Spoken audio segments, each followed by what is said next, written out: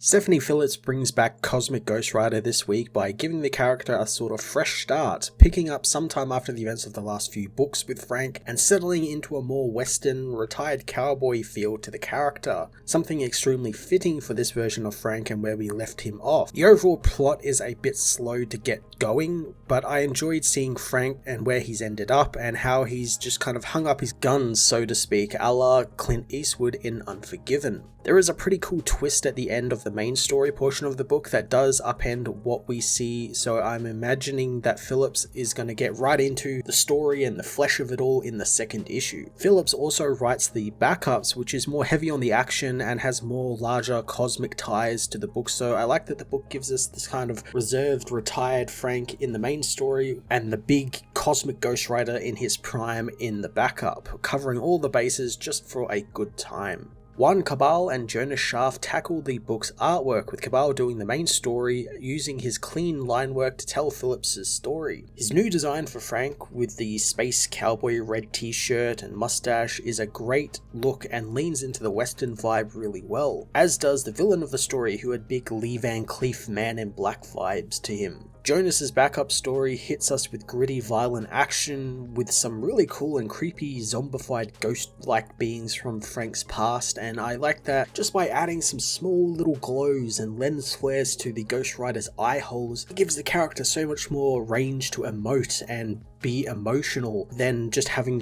like the skull, which is really hard to read sometimes. Cosmic Ghost Rider issue 1 was a great beginning to Frank Castle's next cosmic adventure, and while it's a little slow to reveal its hand story-wise, a final page twist has me left intrigued into what will happen next. I'm going to give this issue an 8 out of 10.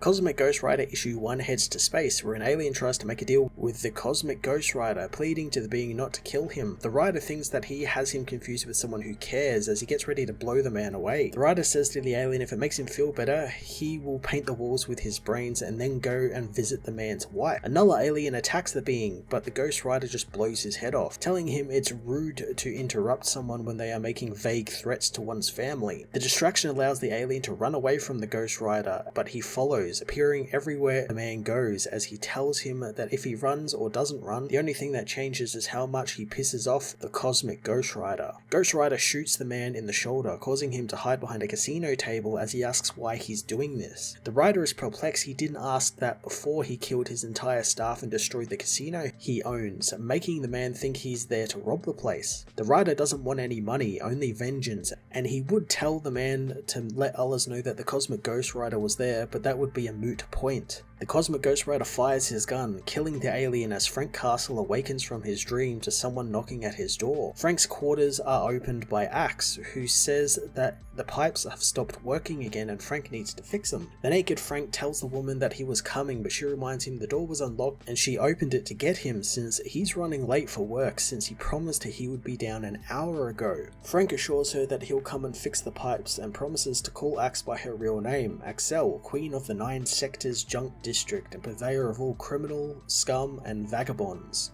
Axe asks which category Frank is in, as Marlowe, the bartender and Axe's father, tells Frank that he is late for work and he knew the deal, since he's got to work for the room if he wants to rent it. Frank tells him that it won't happen again as he heads to look for the broken pipes. Marlowe tells him of the new shipment out the back that needs to be unloaded as well, telling his daughter that they don't really know who this Frank guy is, and Frank might not even be his real name. He knows how Axe is with wounded animals, but she just needs to remember that animals are at their most dangerous when they are wounded and backed into corners. Axe thinks that Frank has been a big help since their mother passed, but Marlowe doesn't think they need Frank, and he's glad that he's leaving next week since they only need each other. Outside in the town, a drunk rants in the street as a mysterious drifter washes into town on his motorbike. The man asks where Marlowe's is, pointed to the bar by the now sober and drunk. The being walks into the bar and interrupts Marlowe and Axe's conversation, telling them their renter hasn't stolen anything or killed them yet. Marlowe tells the man the bar isn't open yet, as he takes a seat at the bar, telling Marlowe that he knows the man named Frank is there and he seems charming, but he's really anything but. Marlowe grabs the man, but he moves quickly, pinning the bartender to the bar and telling him that Frank is a problem. He reveals his name is Krell Dravit and he's there to solve the problem, as Axe hits him on the head with a bottle, telling him that the bar is closed, but Krell draws his guns, demanding to know where Frank appears since the Cosmic Ghost Rider belongs in a grave, not a bar. Frank appears, telling Krell that he came to the wrong place since the Cosmic Ghost Rider doesn't exist anymore. Krell points his gun at Frank, telling him that this is for the Scarran Guard, firing on the man, but Frank dodges the shot, asking why the Scarrans want him dead. Krell tells him to stop playing dumb as Frank uses his wrench to hit the man's gun from his hand, grabbing it as Krell takes Axe hostage, telling everyone that he tried to make this easy. Frank again says that he isn't the man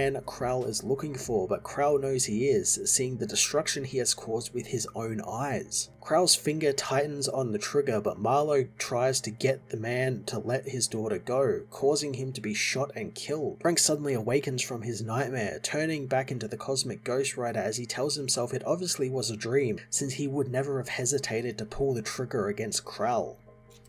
Sometime before, Frank's restless night's sleep is interrupted by the zombified corpse of Maria Castle, who makes Frank jump out of bed, trying to wake himself up from the obvious dream he's in. Suddenly, the door in his room is bashed down by his old Vietnam platoon. Frank recognizes the men, knowing that he hasn't seen them in ages, although he guesses it depends how they perceive time. Frank turns into the Cosmic Ghost Rider, telling zombies that he doesn't think they have brains for this conversation on the space-time continuum. Frank's apartment is blown open by the giant fist of Galactus, who grabs Frank and reveals his head is now a moon. The being proclaims that Frank is guilty as a headless Thanos and various other aliens and beings from Frank's past appear around the Rider. Galactus says that as his herald, Frank helps sustain his insatiable hunger, judging mortals for their crimes and making deals with Mephisto and fighting beside Thanos and destroying all of time out of a misguided sense of morality. Galactus accuses the Cosmic Ghost Rider of all his crimes, but Frank, while he doesn't think that he's above accountability, says he would feel more comfortable with zombies attacking him if he knew who he was really talking to. Cosmic Ghost Rider blows his way out of Galactus' grip,